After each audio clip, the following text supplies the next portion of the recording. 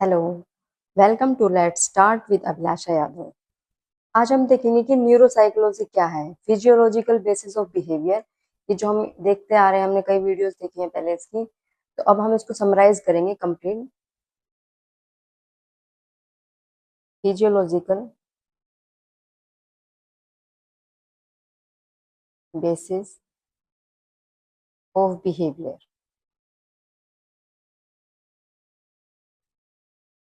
कोई व्यवहार है, हम कैसे करते हैं। जैसे हमारे पास कोई स्टिमुलस आता है तो उसके प्रति हम जो रिस्पॉन्स करते हैं वो कैसे करते हैं, कौन कौन से सेल्स इसके लिए जिम्मेदार है, कौन कौन सी मैकेनिज्म यूज होती हैं, उनके बारे में बात करेंगे। तो हमने देखा है इसमें रिसेप्टर सेल होती हैं, रिसेप्टर सेल। रिसेप्टर सेल में हमने चार तरीके की सेल देखी हैं। थर्मल सेल्स, जो हमें कोई भी बाहर का टेम्परेचर है उसके बारे में बताता है। मैकेनिकल, कोई यांत्रिक चीजें है उसके बारे में बताता है।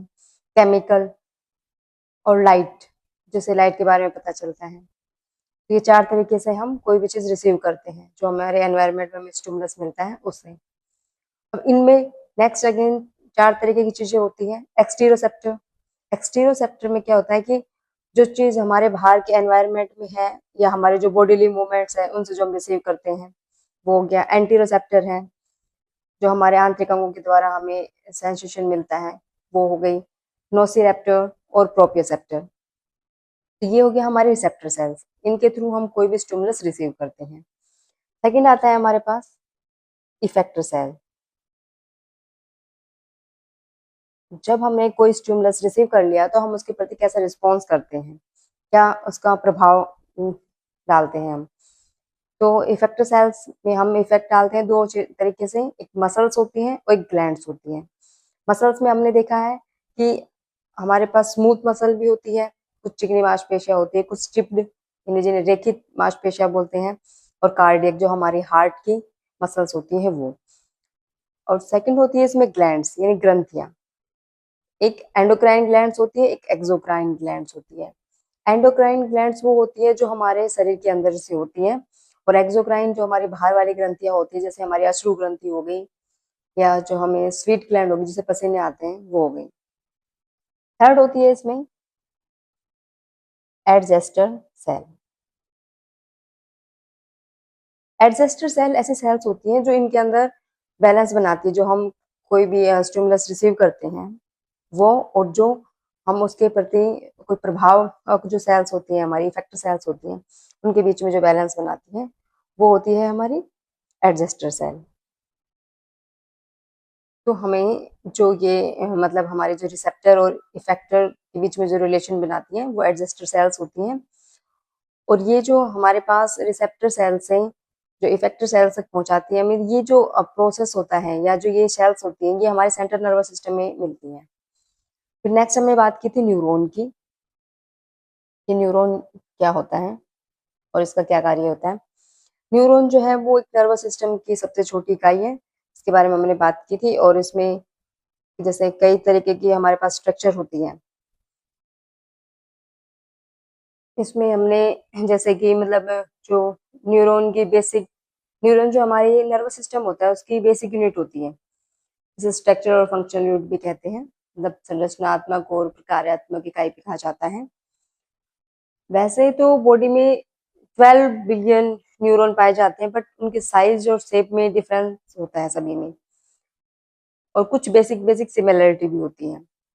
तो जैसे हमने न्यूरॉन की स्ट्रक्चर देखी थी कि उसमें ये था कि हमने एक सोमा, जो सेल बॉडी होती है न्यूरॉन की, उसमें एक एक्सोन होता है, डेंड्राइट होता है, जो इन्फॉर्मेशन को आगे लेके जाते हैं। जैसे डेंड्राइट के थ्रू हम इन्फॉर्मेशन रिसीव करते हैं, और फिर ऐसे एक्सोन से आगे जाते हुए जब वो टर्मिनल बटन के थ्रू इन्फॉर्मेशन आगे दूसरे न्यूरॉन में जाती है। एक्सोन में जो क्या है कि इलेक्ट्रोकेमिकल ट्रांसमिशन होता है, जो सिनेप्टिक ट्रांसमिशन में जो केमिकल होते हैं उसको हम न्यूरोट्रांसमीटर भी कहते हैं। जो हम न्यूरॉन देख रहे थे, न्यूरॉन में ये था कि न्यूरॉन जो है कई प्रकार के होते हैं, जैसे कि सेंसरी न्यूरॉन, जहाँ से हमने कोई चीज देखी, वहां से कोई सेंस मिली और हमने उस इंफॉर्मेशन को रिसीव किया, वो सेंसरी न्यूरॉन हो गया। फिर सेकंड हमने देखा था कि मोटर न्यूरॉन, या जैसे हमने कोई मतलब सेंस मिली, उसको इन्फॉर्मेशन को रिसीव किया, उसके प्रति हम जो रिस्पॉन्स दे रहे हैं वो उसका मोटर न्यूरॉन हो गया, यानी कि इन्फॉर्मेशन को हमने रिसीव करके और रिस्पॉन्स दिया वो। और फिर होता है एसोसिएशन न्यूरॉन, जिसमें हम सेंसरी न्यूरॉन और मोटर न्यूरॉन को कंबाइन कर देते हैं, यानी कि सेंसरी न्यूरॉन से जो इन्फॉर्मेशन आती है उसको मोटर न्यूरॉन में छोड़ दिया जाता है। और इस तरह से एसोसिएशन न्यूरॉन जो होते हैं उसका मेन काम यही होता है कि जो सेंसरी न्यूरॉन है और मोटर न्यूरॉन है उनके बीच में रिलेशन या एसोसिएशन स्टेब्लिश करना होता है। और फिर हमने देखा था कि शेप के बेस पे न्यूरॉन कई टाइप के होते हैं, जैसे कि मल्टीपोलर न्यूरॉन है। मल्टीपोलर न्यूरॉन में क्या होता है कि मतलब इसमें ये सिंपली एक मोटर न्यूरॉन की तरह काम करता है, एफरेंट न्यूरॉन की तरह। और फिर हमने देखा था कि एक मतलब स्यूडो यूनिपोलर होता है जो बाइपोलर की तरह काम करता है, कि इसमें सेंसरी इंफॉर्मेशन होती है, सेंसरी जो होता है वो एफरेंट न्यूरॉन की तरह काम करता है। बाइपोलर न्यूरॉन जिसमें एक एक्सॉन होता है और एक डेंड्राइट होता है। एक मोनोपोलर न्यूरॉन है जिसमें ये जो इसकी ब्रांच होती है इसमें एक एक्सॉन होता है, जो सेल बॉडी से निकलने वाले जो हमारे जो एक्सॉन निकलता है तो उससे क्या होता है कि वो दो अलग अलग डायरेक्शन में चला जाता है, जिसमें एक रिसेप्टिव पोल होता है और दूसरा आउटपुट पोल होता है। और ऐसे ही हमने साइज के बेस पे भी एक लार्ज नर्व सेल देखी, एक स्मॉल नर्व सेल देखी।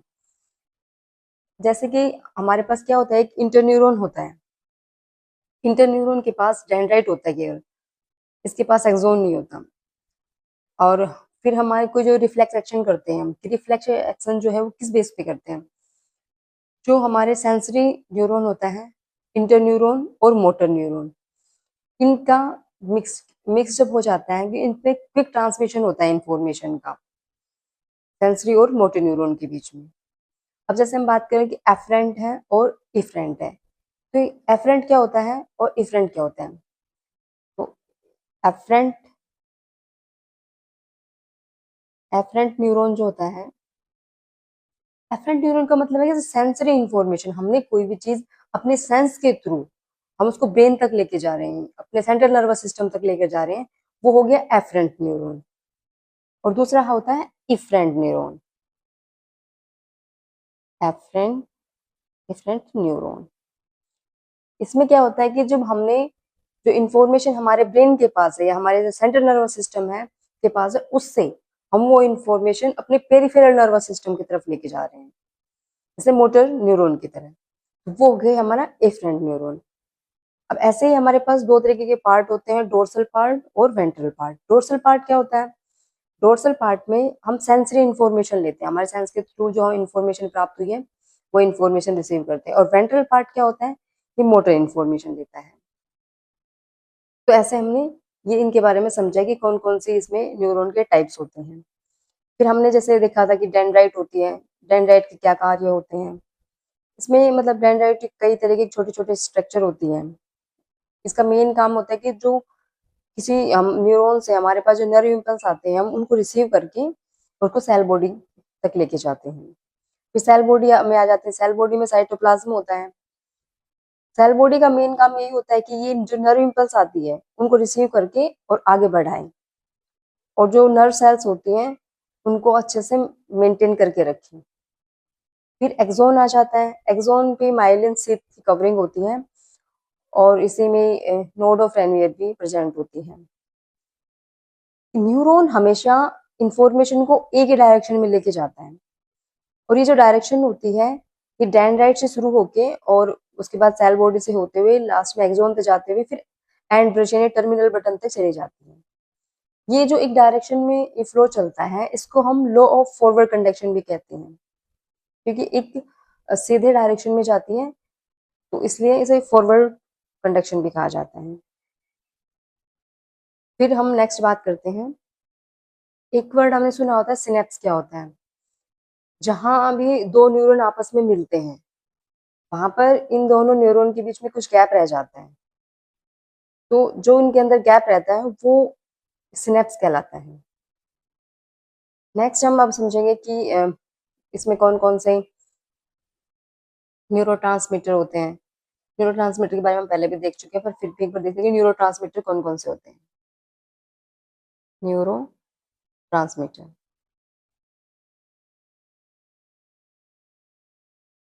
न्यूरोट्रांसमीटर क्या होते हैं? ये केमिकल सब्सटेंस होते हैं जो नर्वस सिस्टम में सिनेप्स और नर्व्स और जो मसल्स के बीच बीच में जंक्शन का काम करता है। तो ये मतलब कोई कोई ऐसा प्राइमरी है जैसे मतलब कुछ ऐसे न्यूरोट्रांसमीटर होते हैं जो उसको एक्साइटेटरी का काम करते हैं, कुछ न्यूरोमोडुलेटर का काम करते हैं, कुछ इनहिबिटरी का काम करते हैं। तो हम सबसे पहले देखेंगे एसिटिन एसिटिल कोलाइन। एसिटिल कोलाइन ये सबसे पहले इसकी खोज की गई थी। ये जो है एक एक्साइटेटरी न्यूरोट्रांसमीटर है। ये लर्निंग में, मेमोरी में इसका मेन रोल होता है। अटेंशन हम जब कोई किसी चीज पे देते हैं तो एसिटिल कोलाइन के थ्रू ही देते हैं। ये जैसे इसकी कमी से अल्जाइमर डिजीज हो जाती है। नेक्स्ट हम बात करते हैं नोर एपिनेफ्राइन। नोर एपिनेफ्राइन नोर एपिनेफ्राइन ये मतलब सेंट्रल नर्वस सिस्टम का मतलब सिंपैथेटिक नर्वस सिस्टम है, उसमें पाया जाता है। ये एक अलर्ट की जिसमें हम फाइट और फ्लाइट की सिचुएशन होती है उसमें यूज होता है। ये भी मेनली अटेंशन और अराउजल में इसका यूज करते हैं। ये एक्साइटेटरी न्यूरोट्रांसमीटर ही है। इसका काम हम सिंपैथेटिक एक्टिवेशन के लिए करते हैं। इसकी जब कम सप्लाई होती है तो हमारा जो भी मूड है वो मतलब लो हो जाता है, डिप्रेस्ड मूड हो जाता है।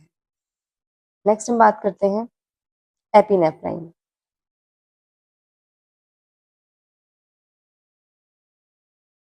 एपिनेफ्राइन एक ऐसा मतलब कैटेकोल अमाइंस है। ये जो सेल बॉडी और जो हमारे ब्रेन स्टेम में होता है। नेक्स्ट आता है हमारे पास डोपामाइन। डोपामाइन डोपामाइन एक ये प्लेजर पे बेस्ड होता है। इसमें क्या है कि ये सब्सटेंस या नायग्रा को संश्लेषित करता है। जब डोपामाइन की मात्रा अधिक हो जाती है तो सिजोफ्रेनिया हो जाता है, और जब डोपामाइन न्यूरोट्रांसमीटर की मात्रा कम हो जाती है तो व्यक्ति में पार्किंसन या ट्रिमर्स होने लग जाते हैं। ये रिवार्ड मैकेनिज्म पर बेस्ड होता है।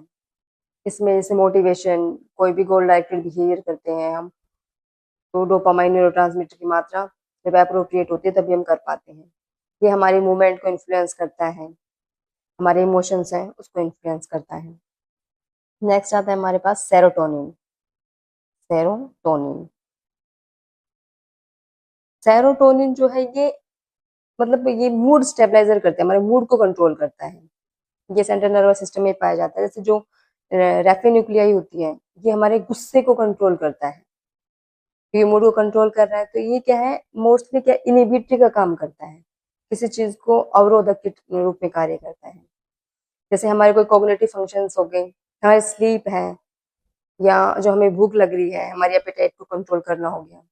इसकी जब कमी हो जाती है तो व्यक्ति डिप्रेशन में चला जाता है। नेक्स्ट आता है GABA. Gamma amino butyric acid. ये जो है वो एक इनहिबिटरी न्यूरोट्रांसमीटर है, हमेशा इनहिबिटर के रूप में कार्य करता है। ये मतलब जो काम की सिचुएशन होती है उसमें बनाए रखता है हमें। अगर इसकी कमी होती है तो व्यक्ति में एंजाइटी डिसऑर्डर होने लग जाते हैं, सीजर्स आने, ट्रिमर्स, या नींद की कमी, इंसोम्निया में, या मोटर मूवमेंट है उसमें प्रॉब्लम होने लग जाती है। नेक्स्ट आता है हमारे पास ग्लूटामेट। ग्लूटामेट न्यूरोट्रांसमीटर जो है वो सबसे पहला एक्साइटेटरी न्यूरोट्रांसमीटर है। तो इसमें क्या होता है कि ये जो हमारे सिनेप्टिक वेसिकल्स हैं, जो इंफॉर्मेशन आ रही है सिनेप्स के थ्रू, सिनेप्टिक वेसिकल्स है उनको सिंथेसाइज का काम करता है। जब इसकी मात्रा अधिक हो जाती है तो व्यक्ति में हंटिंगटन डिजीज होने लग जाती है। ये जो हमारी न्यू मेमोरीज बनाते हैं हम, उसमें इसका काम मतलब यूज में लिया जाता है। ये जैसे मेनली ब्रेन है या फिर मतलब जो क्या होता है कि ग्लूटामेट की जब ज्यादा सप्लाई होने लग जाती है हमारे ब्रेन में तो उससे माइग्रेन्स की या सीजर्स के दौरे आने शुरू हो जाते हैं। नेक्स्ट हम बात करते हैं एंडोर्फिन्स। एंडोर्फिन्स एंडोर्फिन्स एक ऐसा न्यूरोट्रांसमीटर है जो कि मतलब हमारे जो न्यूरोट्रांसमीटर है उसकी जो एक्टिविटी है उसको अराउज्ड करता है, और जो पेन हो रहा है उसको कम कर देता है, और जो प्लेजर को उसको बढ़ा देता है। तो ये हमने देखे जो मेन मेन न्यूरोट्रांसमीटर है उनके बारे में जाना। ऐसे न्यूरॉन्स के बारे में हमने जाना, फिर उसके कौन कौन से न्यूरोट्रांसमीटर है ये जाने। फिर उसके बाद हम बात करते हैं कि जो डेवलपमेंट होता है वो नेचुरल सिलेक्शन के माध्यम से किया जाता है। इसमें जैसे क्या होता है कि ह्यूमन के जो अपने पूर्वज हैं वो अपने पूर्वजों से अलग कैसे होते हैं।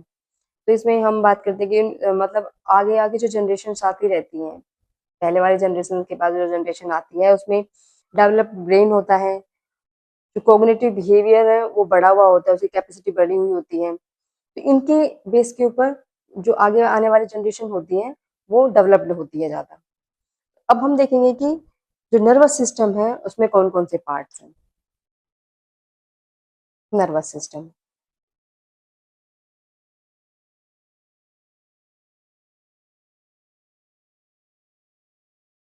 अब ये नर्वस सिस्टम में हमने देखा था कि जो हमारा नर्वस सिस्टम दो तरीके का होता है, दो पार्ट्स होते हैं,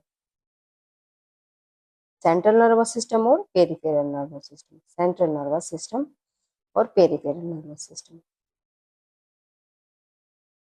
तो हमने सेंट्रल नर्वस सिस्टम में देखे थे कि इसके दो पार्ट होते हैं, ब्रेन और स्पाइनल कॉर्ड।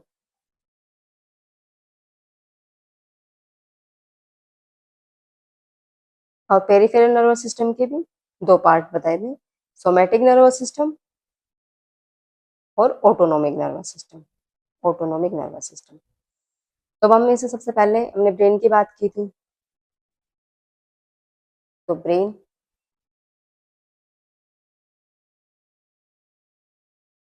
के बारे में बात की थी। ब्रेन होता है तीन टाइप का, फोर ब्रेन।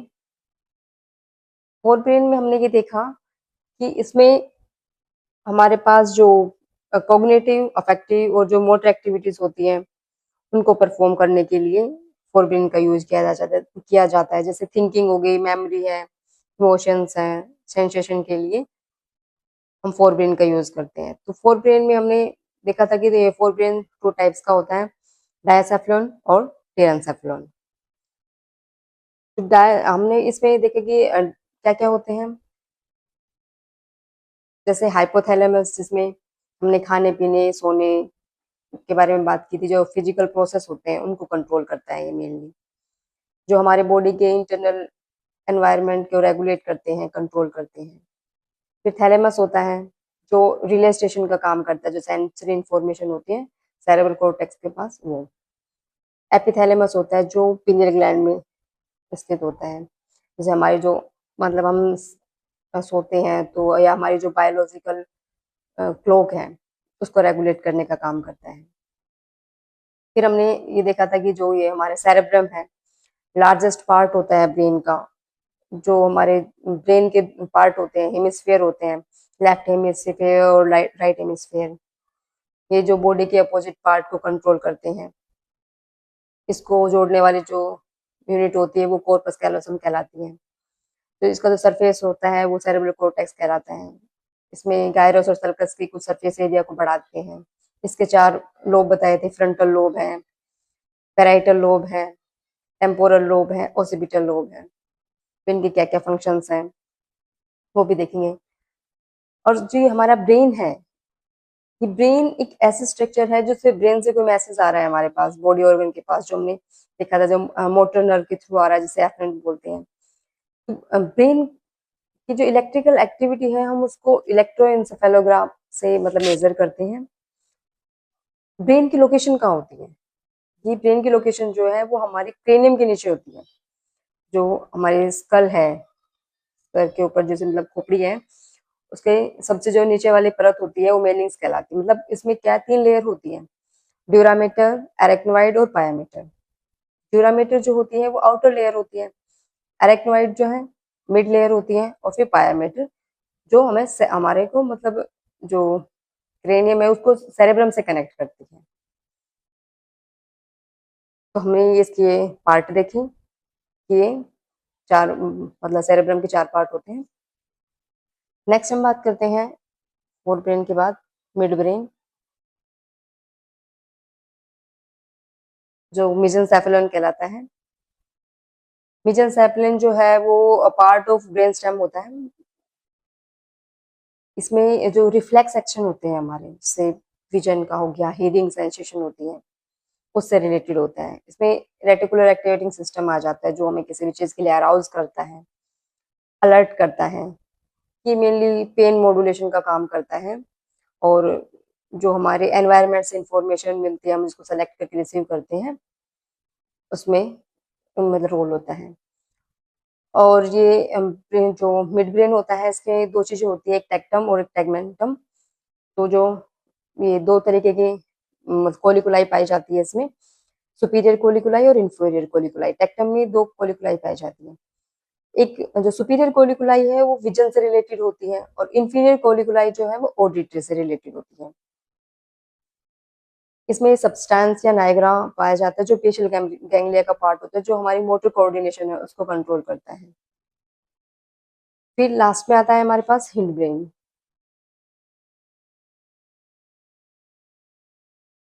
हिंड ब्रेन क्या होता है? हिंड ब्रेन जो है ये एक मतलब ऐसा पुराना पार्ट है जो कि बॉडी वाइटल्स को रेगुलेट करता है, जो ऑटोमेटिक फंक्शंस को रेगुलेट करता है। लाइक इसमें हमारे पास दो चीजें आती हैं, मेटेनसेफेलॉन और माइलिनसेफेलॉन। मेटेनसेफेलॉन में बात करते हैं, पोन्स है, सेरेबेलम है। जैसे माइलिनसेफेलॉन में आता है मेडुला ओब्लांगाटा। तो पोन्स में क्या आता है? पोन्स से क्या, ये जो होता है पोन्स एक तरफ से जो मेडुला ओब्लांगाटा से, दूसरी तरफ से मिड ब्रेन से जुड़ा हुआ होता है। इसमें जैसे हमारे जो ड्रीम्स हो, सपने लेते हैं, हम सो रहे हैं तब स्लीप को कंट्रोल करता है। जैसे हमारी रेस्पिरेशन रेट है, फेशियल एक्सप्रेशन है, जैसे कोई जैसे कैसी कंडीशन है उस हिसाब से हम अपने फेशियल एक्सप्रेशन देते हैं, कोई खुशी की है, दुख की है, तो वो उनको रेगुलेट करता है, कंट्रोल करता है। फिर हमारे पास आता है कि सेरेबेलम के क्या क्या फंक्शंस हैं। सेरेबेलम क्या है? ये कंट्रोल करता है हमारे वॉलंटरी एक्शन। वॉलंटरी एक्शन की हम अपनी इच्छा से उठ रहे हैं, बैठ रहे हैं, उसको कंट्रोल करता है। बॉडी बैलेंस बनाता है, बॉडी को कंट्रोल करता है, उसको मेंटेन रखता है। मसल एक्टिविटी को कोऑर्डिनेशन बनाए रखता है। फिर आता है हमारे पास मेडुला ओब्लांगाटा। मेडुला ओब्लांगाटा जो है वो हमारे स्पाइनल कॉर्ड के साथ में ब्रेन के सबसे निचले पार्ट में जुड़ा हुआ होता है।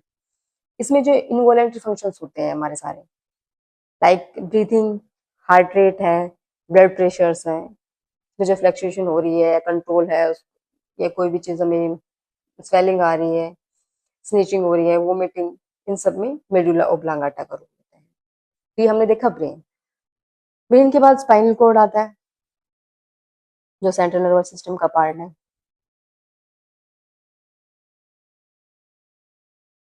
स्पाइनल कॉर्ड जो है वो हमारे ब्रेन से और हमारे कमर तक का हिस्सा होता है। मतलब इसमें जो वर्टिब्रे हमारे रीढ़ की हड्डी के अंदर होता है, और इसका काम क्या होता है? ब्रेन और बॉडी के बीच में मैसेज भेजना होता है और उसको रिसीव करना होता है। तो ये सिग्नल का फ्लो कंटिन्यू बना रहे, इसके लिए स्पाइनल कॉर्ड का होना बहुत जरूरी है। सिग्नल वही, जैसे कि हमने बताया, ब्रेन से बॉडी और बॉडी टू ब्रेन जाते हैं, और जो रिफ्लेक्स एक्शन होते हैं हमारे, उसके बारे में हमें बताता है। उसके स्ट्रक्चर में व्हाइट मैटर और ग्रे मैटर होते हैं, जो सिग्नल्स को बाहर से अंदर और अंदर से बाहर भेजते हैं। ये इनके बारे में बताया जाता है। फिर आता है हमारे पास peripheral nervous system. Peripheral nervous system में हमने देखा कि हमारे पास होता है somatic somatic nervous system. Somatic nervous system में इसमें दो तरीके की नर्व होती है, क्रेनियल नर्व और स्पाइनल नर्व। तो जो क्रेनियल नर्व होती है वो 12 पेयर होते हैं, 12 पेयर ऑफ क्रेनियल नर्व होते हैं, जिसमें अलग अलग नर्व होती है जो कुछ स्मेल के बारे में इंफॉर्मेशन देती है, ऐसे उसको रिसीव करते हैं, कुछ विजन के बारे में, हमारी आई मूवमेंट्स हैं, स्किन के सेंसेशन है, हियरिंग के बारे में, या जो हमारी थ्रोट से टेस्ट आ रहा है उसके थ्रू उसके बारे में बताती है, या जो टंग है उसके मसल्स हैं उनके बारे में इंफॉर्मेशन देती है। तो उनके नाम और हमने उनके बारे में जाना था। और सेकंड आता है स्पाइनल नर्व। स्पाइनल नर्व जो है वो 31 पेयर होते हैं, जिसके अंदर 31 पेयर में 5 तरीके की अलग अलग होती है। सर्वाइकल नर्व होती है जो 8 पेयर होते हैं, और थोरेसिक नर्व होती है जिसके 12 पेयर होते हैं, lumbar nerve 5 pair, sacral nerve 5 pair और कोक्लियल नर्व 1 पेयर। इसके बारे में हमने देखा था। फिर सेकंड आता है हमारे पास इसमें autonomic nervous system. Autonomic nervous system, स्वायत्त तंत्रिका तंत्र, जो ऐसे मतलब अनैच्छिक क्रिया या मतलब जो खुद अपने आप इनवॉलेंट्री जो होते हैं उनको को कंट्रोल करना। इसमें मेनली वो फंक्शन आते हैं जो हमारे कंट्रोल में नहीं होते। इसके लिए दो तरीके के होते हैं, सिंपैथेटिक नर्व और पैरासिम्पैथेटिक नर्व।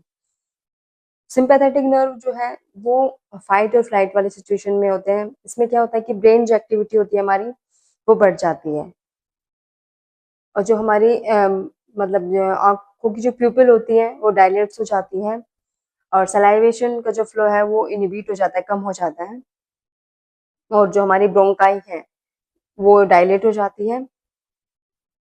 जो एड्रिनल का और नॉन एड्रिनल है उनका सिक्रेशन होने लग जाता है, और जो ब्लैडर कॉन्ट्रैक्शन है वो इनहिबिट हो जाता है।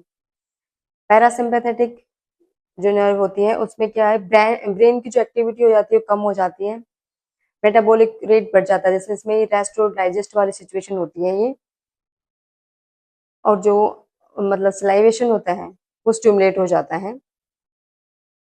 इसके अंदर जो हार्ट रेट होती है हमारी, क्योंकि नॉर्मल सिचुएशन आ जाती है तब उसमें हार्ट रेट स्लो हो जाती है, आंखों की जो प्यूपिल है वो कॉन्स्ट्रिक्ट हो जाती है, संकुचित हो जाती है, जो हमारी ब्रोंकाई है वो भी संकुचित हो जाती है, और जो बाइल होता है उसका जो रिलीज होता है वो स्टिमुलेट हो जाता है, और जो स्वेटिंग है वो कम हो जाती है, और टीयर डक्ट स्टिमुलेटेड हो जाती है। अब हमने ये सब देखा, तो अब हम इसके बाद कुछ इम्पोर्टेंट चीजें उनके बारे में डिस्कस करेंगे। जैसे लेफ्ट हेमिस्फेयर होता है, हमारे पास दो हेमिस्फेयर होते हैं, लेफ्ट हेमिस्फेयर और राइट हेमिस्फेयर। इन दोनों को जो जोड़ता है वो कॉर्पस कैलोसम होता है। तो लेफ्ट हेमिस्फेयर जो होता है इसके फंक्शंस क्या होते हैं, ये जो हमारे सेंसरी जो स्टिमुलस होता है, जो हमें राइट साइड ऑफ बॉडी या फिर जो मोटर कंट्रोल है हमारा राइट साइड ऑफ बॉडी का, उसके बारे में मतलब लेफ्ट हेमिस्फेयर का काम ये होता है, जो राइट साइड ऑफ बॉडी होता है उसको कंट्रोल करता है। जैसे स्पीच, लैंग्वेज, कॉम्प्रिहेंशन हो गया, कोई हम जो भाषा का प्रयोग करते हैं उसको समझना, उसको बोलना, या उसका एनालिसिस करना, या कैलकुलेशन से रिलेटेड, या जब हम टाइम के बारे में बात करते हैं या किसी क्रम के बारे में सीक्वेंस की बात करते हैं, शब्दों को पहचानना या नंबर्स को पहचानना, वो हमारे लेफ्ट हेमिस्फेयर का काम होता है। ठीक है, फिर आता है राइट हेमिस्फेयर। इसको कौन कंट्रोल करता है, ये जो हमारे लेफ्ट साइड होती है बॉडी की उसको कंट्रोल करता है। ठीक है, इसमें ये जो क्रिएटिविटी करने के लिए कुछ भी नया हम करते हैं, कोई नई चीज बनाते हैं या किसी चीज से सीखते हैं फिर नया फॉर्म करते हैं, स्पेशल एबिलिटी, जैसे हम कोई नई रंगोली बना रहे हैं या कोई आर्ट देखी जिससे हमने नई पेंटिंग बनाई, तो वो सब राइट हेमिस्फेयर से कंट्रोल होता है, स्पेशल एबिलिटी हो गई ये। किस कंटेक्स्ट में उस चीज को हम यूज कर रहे हैं, परसीव कर रहे हैं, परसेप्शन हो गया, वो हमारे राइट हेमिस्फेयर का काम है। किसी का फेस पहचानना है या कोई जगह के बारे में जानना है, या ऑब्जेक्ट्स है, कौन सी चीज कहाँ पे है, तो रिकॉग्निशन के लिए राइट हेमिस्फेयर का काम होता है। फिर हाइपोथैलेमस है हमारा, हाइपोथैलेमस। हाइपोथैलेमस जो है, हमने अभी इसमें देखा था कि खाने पीने से, सोने से और इन सब चीजों से फिजिकल प्रोसेस जो होता है उनको कंट्रोल करता है। इसके अलावा इसके क्या क्या काम होते हैं, इसके भी 3 पार्ट होते हैं। Lateral, lateral hypothalamus. Lateral hypothalamus जो है हमारी हंगर और थ्रस्ट का सेंटर होते हैं, जो हमें भूख और प्यास लगती है उसके बारे में। लेटरल हाइपोथैलेमस हमें सूचित करता है कि अब हमें भूख लग रही है, प्यास लग रही है। फिर होते हैं वेंट्रोमीडियल, वेंट्रोमीडियल ये स्टेटरी सेंटर होता है, यानी कि संतुष्टि का केंद्र होता है। इसी से हमें ये पता चलता है कि हाँ हमारी भूख पूर्ण हो गई है, अब हमें और खाने की आवश्यकता नहीं है, संतुष्टि का केंद्र होता है। ठीक है, थर्ड होता है इसमें एंटीरियर एंटीरियर हाइपोथैलेमस। ये होता है हमारे पास होम्योस्टेसिस।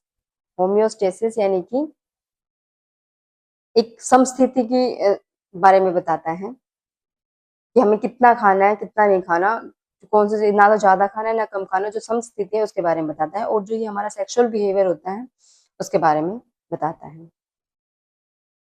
नेक्स्ट हम इसमें और क्या जानेंगे कि जैसे हाइपोथैलेमस का ये हो गया, थैलेमस हमारा रिले सिस्टम है ही। फिर जो ऑल्फैक्टरी बल्ब होते हैं वो इंफॉर्मेशन को ट्रांसमिट करते हैं। और उसके बाद सिंगुलेट जाइरस जो है वो लिम्बिक सिस्टम का सबसे बड़ा पार्ट होता है। सेप्टम जो है, सेप्टम ये प्लेजर सेंटर होता है। ये हमारे एंगर को कंट्रोल करता है या इनहिबिट करता है। और जब एमिगडाला डिस्ट्रैक्ट हो जाता है तो उससे क्लेवर-बुशी सिंड्रोम हो जाता है, जिसमें हमारे अंदर हाइपर ओरलिटी और हाइपर सेक्सुअलिटी हो जाती है।